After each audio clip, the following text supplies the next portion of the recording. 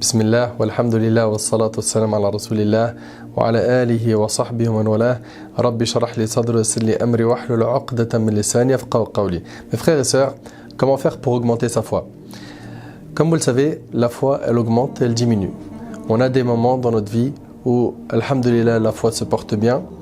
Et il y a des moments où il y a des crises de foi, des moments où on a des cassures qui font que la foi baisse et on se sent très mal. Dans cette vidéo, voyons ensemble comment faire pour augmenter notre foi. Ahbab el-Karam, déjà, il faut qu'on se mette d'accord sur ce point. C'est que la foi, elle augmente par les bonnes actions et elle diminue par les péchés. Plus tu fais des bonnes actions, plus ta foi, elle augmente. Regarde, quand tu es dans la mosquée, que tu es avec des frères, que vous êtes en train de parler d'Allah, qui sont en train de te faire des rappels, qui te conseillent, que tu écoutes des rappels, tu es d'accord avec moi qu'à ce moment-là, ta foi se porte bien? Enfin, en principe, elle devrait bien se porter. D'accord? Je parle pour les cœurs qui ne sont pas morts. Donc, si tu veux, mon frère ainsi que toi, ma soeur, te sentir mieux, il va falloir que tu te concentres sur l'augmentation de ta foi. On va parler bien évidemment de pas mal de points. Et il faut que tu te concentres sur la surveillance de ta foi. Comme Abu Darda radiyallahu anhu, il disait, ça fait partie de la bonne compréhension de la personne qu'elle sache est-ce que sa foi augmente ou diminue. Donc chacun d'entre nous doit surveiller sa foi, doit voir j'en suis où au niveau de ma foi, est-ce que j'ai des baisses de foi ou des augmentations. Si tu as des augmentations, alhamdulillah, demande à Allah subhanahu wa ta'ala qu'il raffermisse ta foi, qu'il t'augmente en iman, qu'il améliore ta situation. Ça c'est très bien. Si ta foi a baissé, écoute attentivement ce que je vais essayer, Inch'Allah, de te proposer, tout en sachant que ce que je vais te proposer, c'est tiré par les enseignements de nos savants. Alors, avant de te dire comment augmenter ta foi, sache qu'il y a des choses qui tuent la foi. Parmi ces choses-là, il y a les péchés. Plus tu fais des péchés, plus tu es en train de tuer ta foi. Également, l'amour excessif de la vie d'ici-bas. Quelqu'un qui du matin au soir vit dans la distraction, dans le suivi des passions, dans le shopping, dans le loisir, dans la perte de temps, dans le fait de regarder H24 des films, H24 il est sur YouTube, du matin au soir il est sur tous les réseaux sociaux qui existent, il est sur Snap, il est sur Insta, il est sur Facebook, il fait que ça. Il fait que ça du matin au soir, mais quand est-ce que tu trouves le temps pour ta foi si du matin au soir tu es dans ça? Après tu vas me dire ouais mais je m'en sers que pour faire la da'wah etc. Attention, même si c'est pour faire la da'wah, tu ne peux pas rester H24 dessus. Pourquoi? Parce que toi tu as besoin de te recharger. Pour pouvoir donner à autrui, il faut que toi tu te recharges. Et donc quelqu'un qui reste du matin au soir sur les réseaux sociaux, c'est un problème. C'est un problème parce qu'il n'a plus le temps de s'occuper de sa propre personne. Et vous savez, le prophète alayhi salatu wassalam, il a dit la foi s'use comme s'use le vêtement. Regardez ce qu'il a dit alayhi salatu wassalam. La foi s'use comme s'use le vêtement. Renouvelez votre foi. Donc tu as besoin, mon frère ainsi que toi, ma soeur, de renouveler ta foi, d'entretenir ta foi. Omar ibn Khattab radiyallahu anhu, il disait aux compagnons, venez, on augmente notre foi. Venons, on bloque un temps et on augmente notre foi. Ça, c'est Omar ibn Khattab radiyallahu anhu qui, tellement il pleurait par crainte d'Allah, il avait 2 traits noirs qui étaient tracés sur son visage. Essayez d'imaginer que lui, il faisait attention à sa foi. Qu'Abu Darda radiyallahu anhu et d'autres parmi les compagnons, ils surveillaient leur foi. Nous, aujourd'hui, on surveille principalement la vie d'ici-bas, l'argent.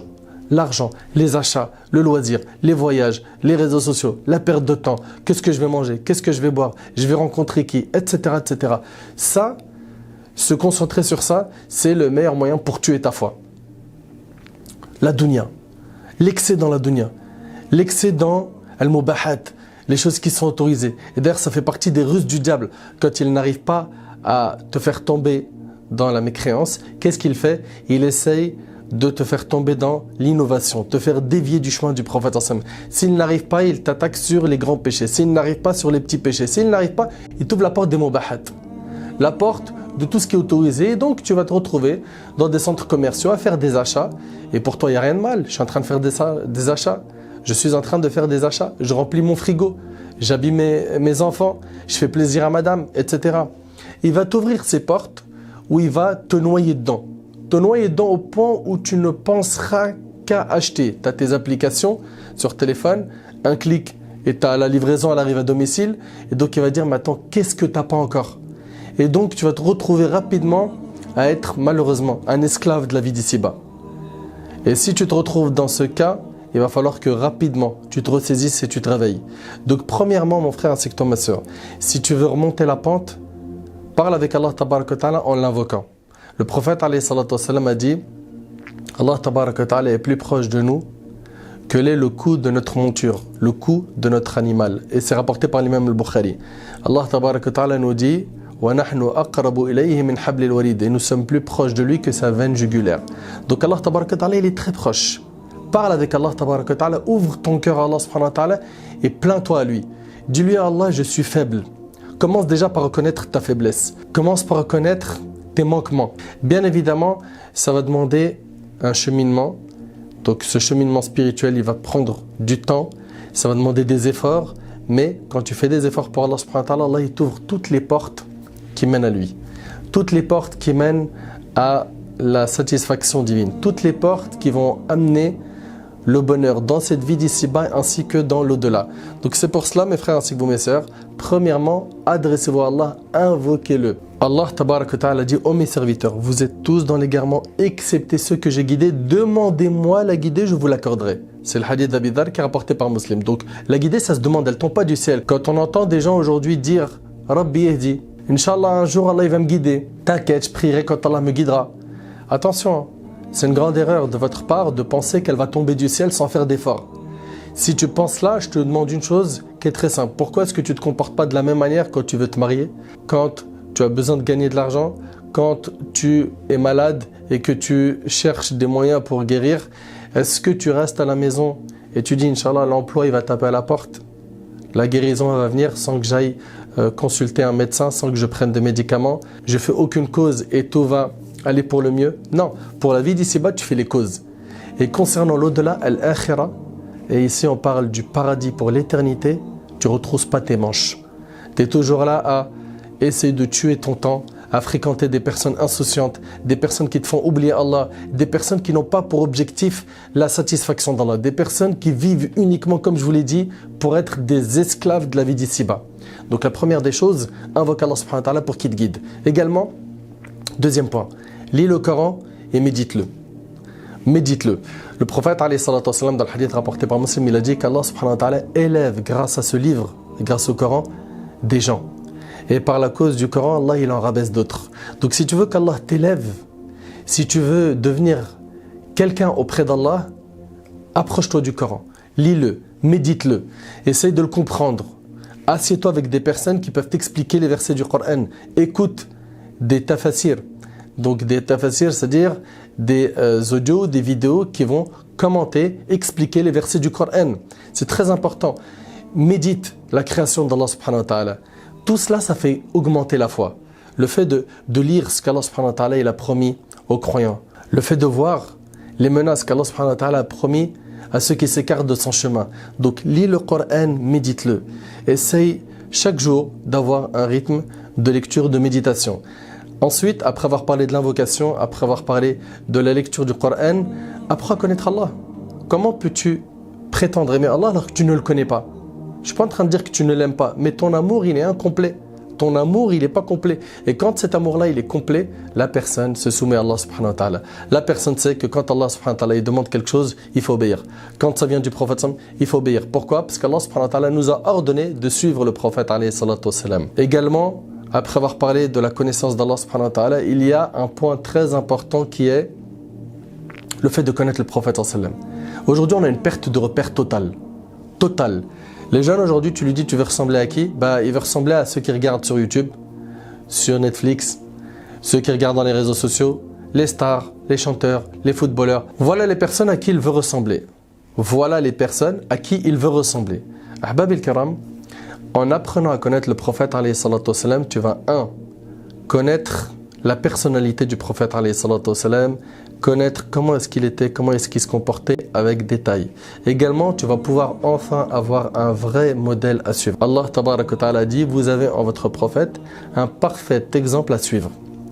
Également, ça te permettra d'augmenter ton amour envers lui alayhi salatu wassalam. Et quand on aime le prophète, on veut à tout prix le suivre. On veut à tout prix l'imiter. On veut lui ressembler. On se chagrine pour ce qu'il a chagriné. On se réjouit de ce qui l'a réjoui, sallallahu alayhi wa sallam. Donc, ahbab al-kiram, on a dit invocation. L'invocation d'Allah, demande à Allah subhanahu wa ta'ala qu'il augmente ta foi, qu'il te guide. Demande à Allah subhanahu wa ta'ala de te faciliter de goûter à la saveur du Coran. Et ça, c'est le deuxième point, c'est de lire le Coran avec méditation, de l'écouter. Également, on a dit de connaître Allah subhanahu wa ta'ala par ses noms et ses attributs. Également, on a dit connaître le prophète sallallahu alayhi wa sallam. Un point très important, c'est ta fréquentation. Tu ne peux pas, mon frère ainsi que toi, ma sœur, cheminer vers Allah subhanahu wa ta'ala en ayant autour de toi des personnes qui amènent les gens vers le mal. C'est pas possible.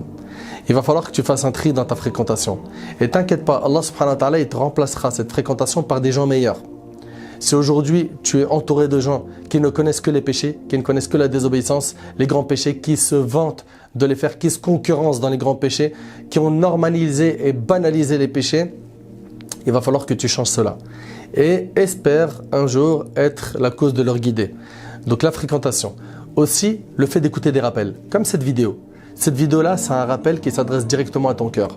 Et vous savez, l'évocation d'Allah, le fait de parler d'Allah subhanahu wa ta'ala, c'est ce qui fait vivre le cœur. C'est ce qui fait vivre le cœur. Le prophète alayhi salatu wassalam, dans un hadith, écoutez bien, il est dans Sunan, il a dit « Ne multipliez pas le parler où l'on n'évoque pas Allah, car la multiplication du parler où l'on n'évoque pas Allah rend le cœur dur. Et le cœur le plus éloigné d'Allah, c'est le cœur dur. Donc plus tu vas parler d'autre chose qu'Allah, plus le cœur il va durcir. Et plus tu parles d'Allah, plus le cœur il s'attendrit. Plus tu commences enfin à trouver la paix intérieure, la sérénité. Tu commences à ressentir une joie que tu n'as pas réussi à trouver avec le matériel.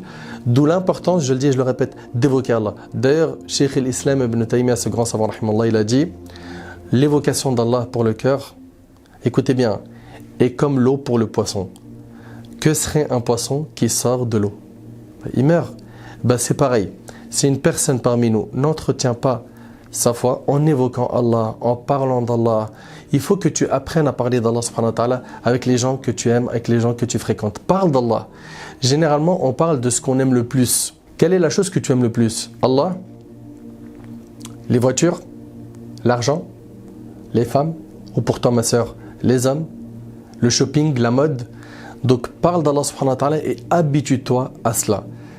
Fréquente des gens pieux, parle d'Allah subhanahu wa ta'ala, et un point primordial, apprends la religion. Plus tu vas apprendre la religion, plus tu vas enfin pouvoir goûter à la saveur de la foi. Mais moins tu apprends, plus tu es dans un bain d'ignorance, plus tu n'arrives pas à combler les vides qu'il y a dans ton cœur, alors que pour les combler finalement, il y a une solution très facile qui est l'apprentissage de la religion. Et plus tu vas apprendre à connaître Allah, à connaître ce que Allah subhanahu wa ta'ala veut de toi, à connaître le prophète alayhi salatu wassalam, à t'attacher à lui, etc., plus ta foi elle va augmenter. Et je finis avec les bonnes actions et les mauvaises. Mon frère ainsi que toi, ma soeur, il y a des gens qui sont sur l'autoroute des bonnes actions et il y a des gens qui sont sur l'autoroute des péchés. Et les deux, ils sont dans une course folle. Soit tu vas te reprendre en main rapidement et tu commences à bifurquer, à prendre un autre itinéraire, à prendre un autre itinéraire pour ta foi, soit tu vas rester sur l'autoroute des péchés et sache que ce chemin-là, il est vraiment amer. Il est amer, il fait que dans ta vie, t'es pas bien. T'es pas bien. Alors que plus tu vas parler d'Allah subhanahu wa ta'ala, plus tu vas cheminer vers lui, plus tu vas prendre sa religion, plus tu vas faire des bonnes actions, plus tu vas te sentir bien. Donc, la mise en pratique, ça c'est le dernier point. Fais des bonnes actions. Prie en étant concentré. Lis le Coran, évoque Allah subhanahu wa ta'ala, apprends ta religion. Également, fais des aumônes. Invoque Allah subhanahu wa ta'ala tout le temps. Demande pardon à Allah subhanahu wa ta'ala. Apprends à jeûner des jeûnes surrogatoires, car les œuvres surrogatoires vont te faciliter d'obtenir, de gagner l'amour d'Allah subhanahu wa ta'ala. Mon frère ainsi que toi ma sœur, on peut parler de ce sujet pendant très longtemps. J'aimerais simplement que tu te concentres sur ces quelques points qui ont été évoqués. N'hésite pas à revoir la vidéo une deuxième fois, une troisième fois, tout en sachant qu'elle n'est pas complète pour une raison simple, c'est que les formats qu'on vous expose, qu'on vous propose sont des formats qui sont courts, d'une dizaine, quinzaine de minutes. Je demande à Allah subhanahu wa ta'ala d'augmenter ma foi ainsi que la vôtre. Je demande à Allah subhanahu wa ta'ala de nous faciliter, de nous réformer. Mon frère ainsi que toi ma sœur, si cette vidéo t'a aidé, remercie Allah subhanahu wa ta'ala et mets en pratique son contenu car c'est ça le plus important. Allah subhanahu wa ta'ala yanfa'ni bima qultu wa yanfa'akum bima sami'tum. Hadha wallahu a'lam. Subhanaka Allahumma bihamdik ashhadu an la ilaha illa anta astaghfiruka wa atubu ilaik wa barakallahu fikum.